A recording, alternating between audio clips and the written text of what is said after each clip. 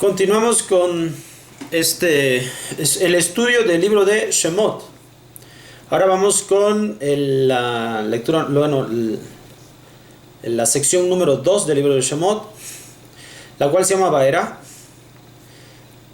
Recuerde que solo leemos o analizamos el primer olé de cada una.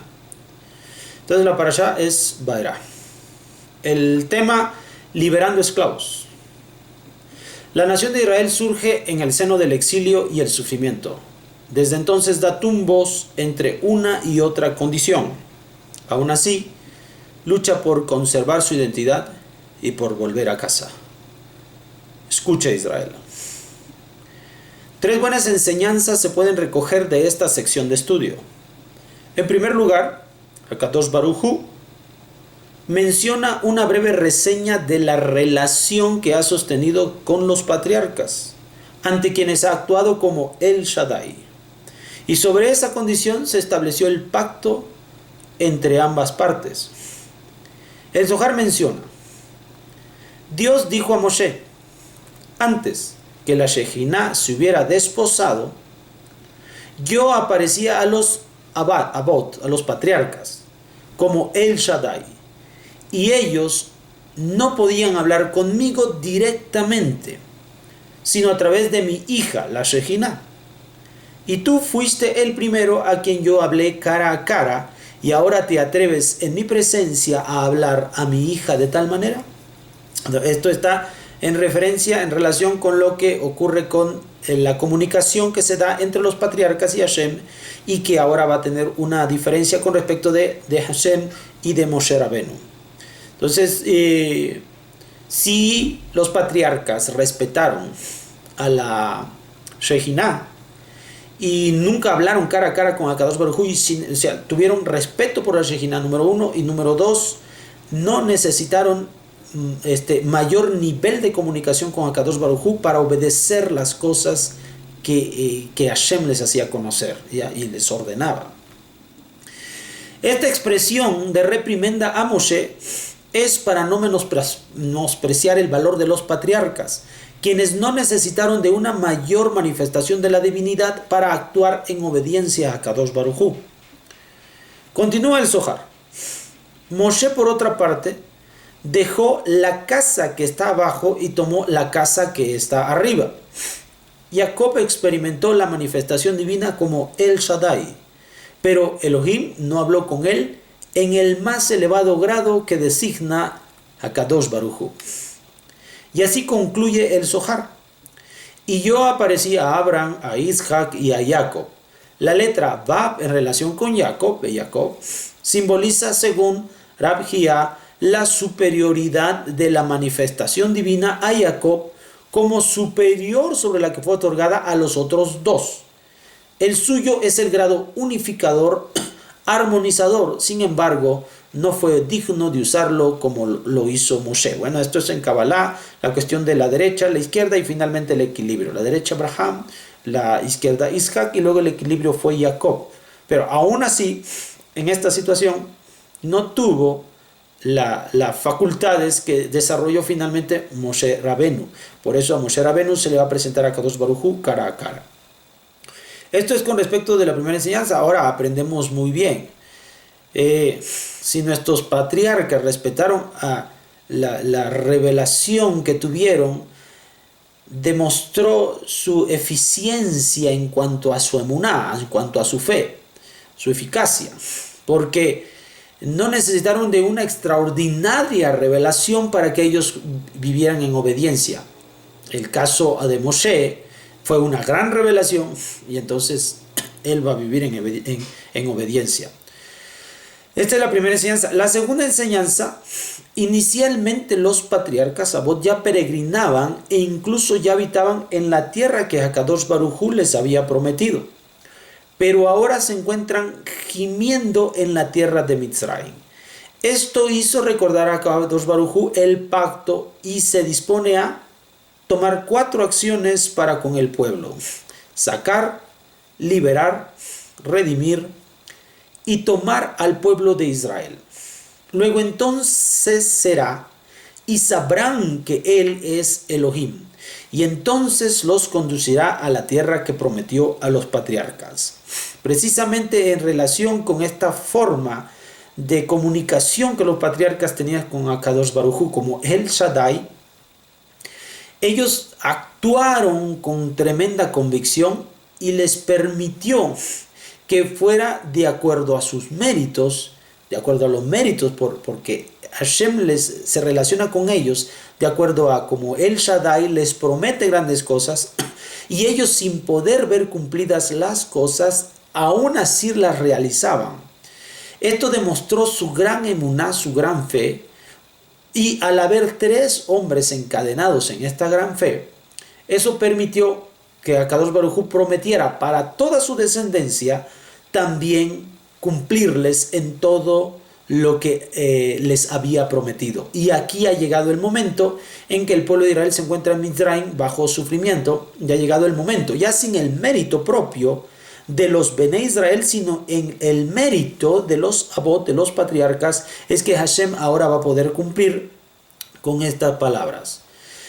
Estas 4 acciones que ha de llevar a cabo Akadosh Baruj Hu en Yetziat Mizraim, la salida de Mizraim, más tarde van a ser incluidas y nombradas dentro de las 4 copas del Haggadah Shel Pesach. ¿Sí?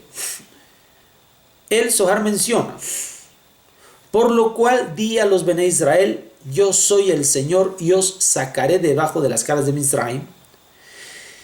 Rabbi Yehuda dijo: estas palabras están en mal orden y deberían decir primero, yo os redimiré, y luego yo os sacaré. Pero la razón por la cual el sacar está colocado antes es que Elohim deseaba anunciarles primero la mejor de las promesas.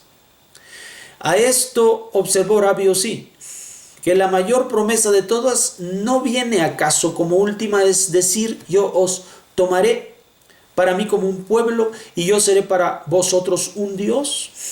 Esto para Rabbi Yossi es más claro como la mejor parte de la promesa. Rabbi Yehuda respondió: la liberación de Mizraim fue entonces la preocupación principal del pueblo, porque desesperaba de escapar a causa de la presencia de las artes mágicas con las cuales los Mizrim mantenían a sus prisioneros. O sea, sí, aunque lo más importante sea tomarnos a nosotros como pueblo, de acuerdo a la situación actual de sufrimiento del pueblo de Israel, pues a ellos lo único que veían y les interesaba, pues era salir de Mizraim propiamente. Así que ahora, eso lo consideran demasiado glorioso, una fuerza demasiado grande para poder escapar de ello. De allí que esto era para ellos lo más importante, aunque lo más importante vendría a ser expuesto hacia el final de los tiempos. De ahí que viene primera en el orden de la proclamación, seguida por la promesa de liberación de la servidumbre de una vez por todas, pues podían temer que los Mizrim volverían a esclavizarlos. Luego vino la promesa de la redención, es decir, que él no solamente los libraría de Mizraim y luego los abandonaría a su propia suerte. A esto siguió la proclamación de que él los haría a su pueblo, y finalmente vino la promesa de que los traería a su propio país. Bueno, estas 4 acciones que nosotros estamos aquí aprendiendo que va a tomar Akadosh Baruj Hu para con el pueblo de Israel para liberarlos, también es un esquema de todo el proceso que se va a llevar a cabo para la liberación. Cada una de estas 4 acciones tiene que ver con las festividades finalmente que se realizaron de acuerdo a estos hechos históricos. La primera de ellas fue sacar. Esta está relacionada propiamente con la fiesta de Pesaj. La segunda de ellas es liberar. Esta está relacionada con la fiesta que hoy conocemos como Hamatzot. Luego está la de redimir. Esta es la que está relacionada con la fiesta de Bikurim. Prácticamente estas 3 fiestas se empiezan o se realizan en el primer día o hacia el final del primer día. Estas 3. Así que pudiéramos muchas veces confundirlas y decir que estamos hablando solamente de Pesaj, pero en realidad hay 3 fiestas allí. Y el cuarto de ellas se va a brincar hasta la fiesta de Shavuot, en donde va a decir, se va a corresponder con la acción de tomar. Ahí es donde Akadosh Baruj Hu tomará al pueblo de Israel como suyo propio. Así que estas 4 acciones están relacionadas con la Hagadah del Pesach, son las 4 copas que nosotros tomamos, y luego también estas 4 están hablando de que la fiesta propiamente de Pesach se va a llevarnos hasta los tiempos de Shavuot, porque es la liberación completa del pueblo de Israel desde Pesach a Shavuot. Estas 4 acciones que Hashem llevó a cabo, porque este es el temor de lo que explica el libro del Zohar, en que si el pueblo de Israel podría pensar que sí les hizo una acción, pero no todas las acciones necesarias para la liberación. La persona que quiere ser liberada hoy en día, también en cuanto al desarrollo de su fe, entonces también debe de saber que hay un proceso que debe llevarse a cabo. Bueno, por último y en tercer lugar, Moshe informó de todo esto al pueblo de Israel, pero no lograron oír por causa de su sufrimiento. Entonces Akadosh Baruj Hu determina que habrá de retirar el sufrimiento de ellos, convenciendo a Faraón. Parece imposible de comprender tal como lo expresará Moshe, pero aquí se encuentra una gran verdad y que vamos a conocer. El Zohar menciona: y Moshe habló así a los Bené Israel, pero ellos no escucharon a Moshe por la angustia de espíritu. Por la angustia de espíritu. Estaban deprimidos espiritualmente hablando. ¿Cuál es el sentido de la angustia de espíritu? Que literalmente significa cortedad de aliento, o sea, falta de aliento. O sea, no había inspiración, no había motivación, ya no había interés, estaba deprimido. Rabbi Yehuda interpretó la expresión literalmente: ellos no tenían descanso de sus trabajos ni tiempo para respirar. O sea, era extenuante. Entonces, esto físicamente también estaba emocionalmente hablando, o a nivel de su fe, de las cuestiones no físicas. Pero Rabbi Shimeón vio en la expresión una significación mística. Aún no se había manifestado el Yobel. El Yobel es, estamos hablando de la mitzvah que habla acerca de los 7, hay 7 años en un ciclo que nosotros llamamos Shemitah. El último año le llamamos el año Shemitah. 6 años de trabajo común y luego el 7º año Shemitah.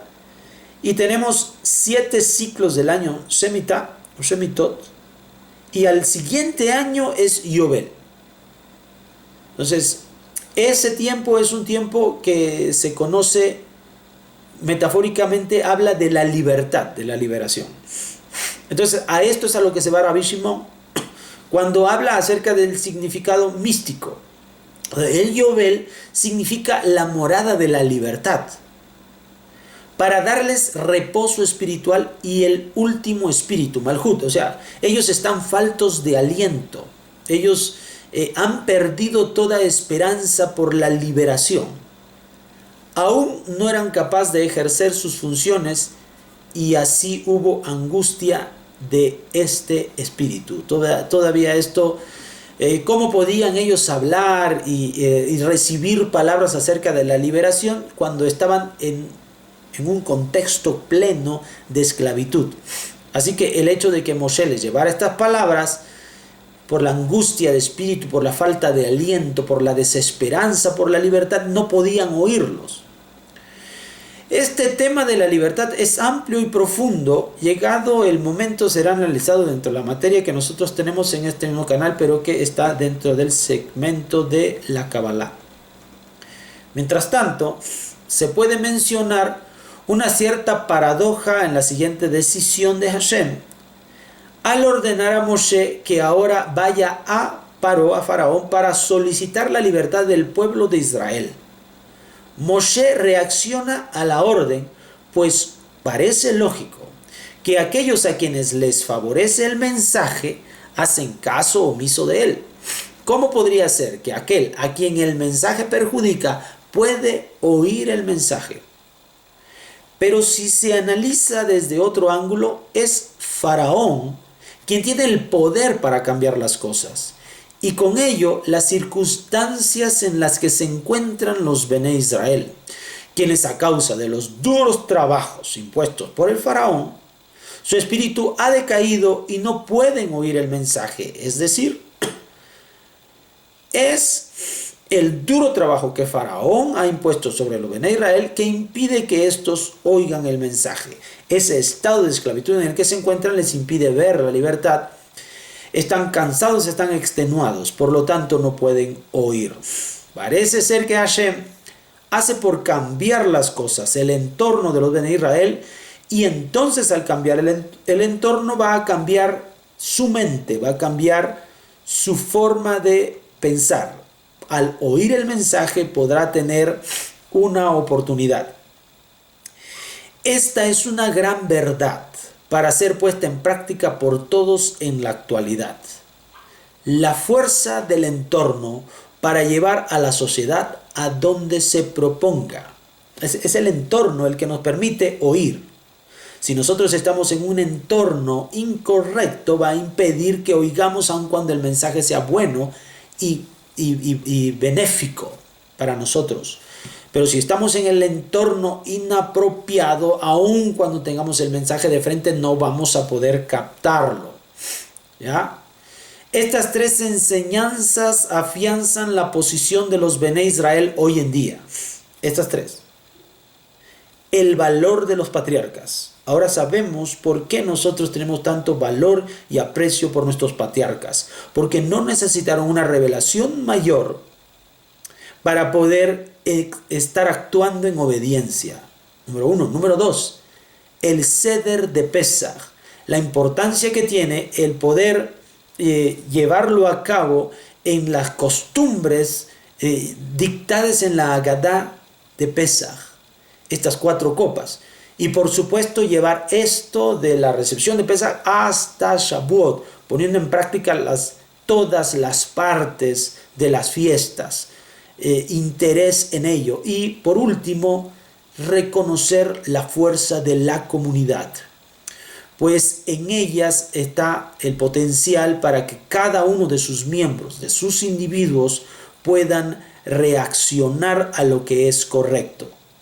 Recuerden muy bien esto, la fuerza está dentro de la comunidad. Hasta pronto y trabajemos y hagamos por nuestra libertad.